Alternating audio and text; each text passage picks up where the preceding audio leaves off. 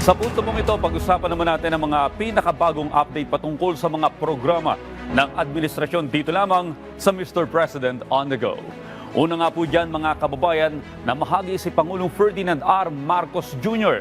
ng mga kagamitang pangsaka gamit sa irigasyon at iba pang maintenance equipment sa ilalim ng refleeting program ng National Irrigation Administration o NIA sa Barangay Wawa, Taguig City nitong Lunes ng umaga. Kabuhang 229 na bagong kagamitan ang ipinamigay upang mapabilis ang irrigation projects ng NIA at upang mapalakas ang sektor ng agrikultura. Kasama na po rito yung mga sasakyan, yung mga backhoe, dump trucks at excavator. Umaasa po si Pangulong Marcos Jr. na mapapabilis ang rehabilitasyon ng mga nasirang irigasyon at pagpapatayo ng mga bagong proyektong patubig upang may maaasahang sistemang patubig yung mga magsasaka.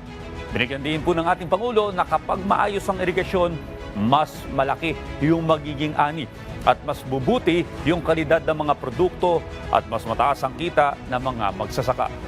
Tiniyak ni Pangulong Marcos Jr. na nakatutok ang kanyang administrasyon sa mga pagsubok na kinakaharap ng mga magsasaka tulad ng epekto ng climate change o yung tagtuyot at tag-ulan at ang pabago-bagong takbo ng panahon.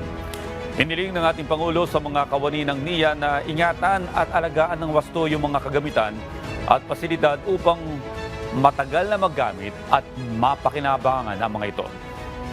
Sa kasalukuyan ay merong 257 national irrigation systems at mahigit 8,000 communal irrigation systems na pinangangasiwaan po ng NIA sa buong bansa at nagpapatuloy ang rehabilitasyon ng mga major canal at mga infrastructure sa irigasyon.